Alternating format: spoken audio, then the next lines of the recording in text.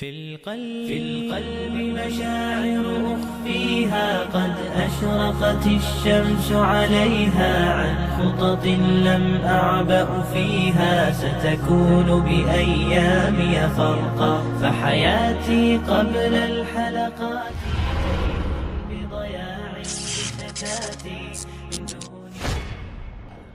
Bagaimana kabar Anda, sahabat KOF semuanya? Semoga Allah Subhanahu wa Ta'ala melindungi Anda dan kami dari segala penyakit, baik penyakit fisik maupun penyakit hati. Sahabat beriman, siapa yang tidak mengenal Ibnu Sina? Hampir semua orang Islam mengenal Ibnu Sina sebagai seorang ilmuwan Islam. Tahukah Anda bahwa ulama Islam tidak pernah mengakui Ibnu Sina sebagai seorang Muslim? Ya, hal itu disebabkan akidah Ibnu Sina yang berantakan dan cenderung menuju kepada kekafiran total. Mengapa bisa begitu? Kita ambil ilmu kedokterannya, tapi kita tinggalkan akidah sesatnya. Ibarat pakan ikan, kita makan dagingnya dan kita tinggalkan duri-durinya. Oke? Baiklah, kita mulai saja. Ibnu Sina mengakui bahwa dirinya adalah seorang penganut Syiah Rafidhah aliran Qaramithah Batiniyah. Ya, kita sudah bahas sekte ini sebelumnya. Sekte yang telah mencuri Hajar Aswad dan menyembunyikannya selama 20 tahun. Mereka juga membantai ribuan jamaah haji dan mengotori Masjidil Haram dengan kekejaman yang luar biasa jahat. Semoga Allah melaknat mereka semuanya. Tidak hanya seorang Syiah, Ibnu Sina sendiri adalah seorang ahli filsafat yang telah terlalu jauh berfilsafat sehingga jauh dari akidah Islam.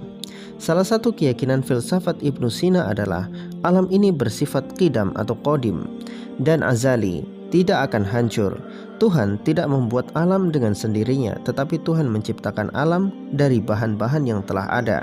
Alam ini dulunya tidak terbentuk, lalu Tuhan membentuknya dari sesuatu yang sudah ada.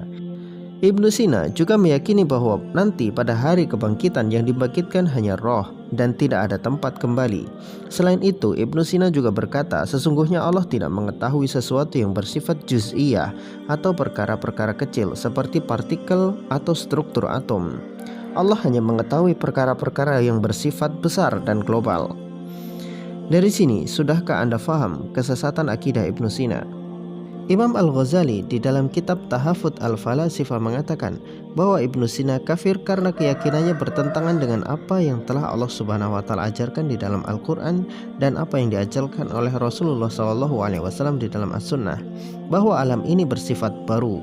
Alam diciptakan dari tidak ada menjadi ada oleh Allah Subhanahu wa Ta'ala, dan nanti pada hari kiamat alam ini akan dihancurkan dan digantikan dengan alam akhirat. Imam Az-Zahabi menjelaskan, aku tidak mendapatkan riwayat ilmu sedikit pun dari Ibnu Sina. Kalaupun ada ilmu darinya, tidak boleh mengambilnya. Hal itu karena dia seorang ahli filsafat, plagiat dan sesat. Imam Az-Zahabi bersikap agak ekstrim. Bahkan beliau melarang siapapun mengambil ilmu dari Ibnu Sina lantaran dikhawatirkan kesesatan Ibnu Sina bisa menular kepada orang-orang yang belajar darinya meskipun hanya belajar kedokterannya saja. Adapun ulama seperti Ibnu Hajar Al-Asqalani, beliau mengomentari pernyataan Imam Az-Zahabi dengan berkata, semoga Allah tidak meridhoi Ibnu Sina.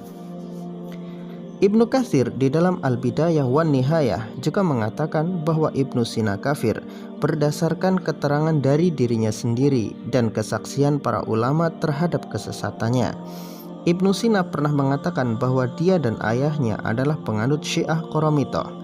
Dia tidak percaya adanya awal, tidak ada kiamat, tidak ada pencipta, dan tidak ada rasul yang diutus oleh Tuhan. Keterangan ini ditulis oleh Ibnu Qayyim di dalam kitabnya Ighatsatul Lahfan, jilid kedua halaman 266. Inilah Ibnu Sina yang dipuja-puja oleh orang Islam sebagai seorang ilmuwan Islam. Pada dasarnya, klaim bahwa dia seorang muslim tidak sepenuhnya salah. Namun, Islam yang dianut oleh seorang Ibnu Sina telah melenceng jauh dari sumber aslinya, yaitu Al-Quran dan hadis Rasulullah SAW. Ibnu Sina meyakini bahwa alam ini telah ada sebelum Tuhan. Tuhan hanya mengolah bahan-bahan yang sudah ada di alam, kemudian dibentuk menjadi sesuatu yang disebut makhluk. Alam ini tidak akan hancur, hanya akan berubah bentuk. Akidah ini sangat berseberangan dengan akidah Islam bahwa Allah adalah awal. Tidak ada yang lebih awal dari Allah. dan Allah adalah al-akhir, yaitu jika Allah berkehendak maka segala sesuatu akan lenyap kecuali hanya Allah Subhanahu wa taala saja yang tersisa. Di dalam sebuah hadis Rasulullah sallallahu alaihi wasallam bersabda, "Kanallahu wa lam yakun syai'un ghairuhu." Allah telah ada azal tanpa permulaan dan belum ada sesuatu apapun selainnya. Hadis ini diriwayatkan oleh Bukhari.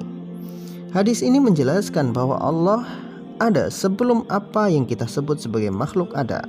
Apapun itu, langit, bumi, malaikat, bahkan arsy, belum ada. Segalanya adalah ciptaan Allah Subhanahu wa taala. Allah menghendaki semua itu ada, maka menjadi ada. Jika Allah tidak menghendaki, maka tidak akan pernah ada seperti apa yang kita lihat saat ini.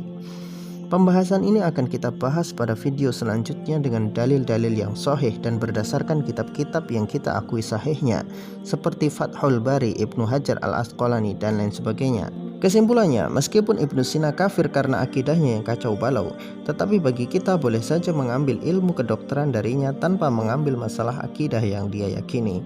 Adapun kesesatan Ibnu Sina cukup bagi kita untuk berlindung kepada Allah Subhanahu wa taala dari kesesatan seperti itu. Wallahu a'lam bishawab.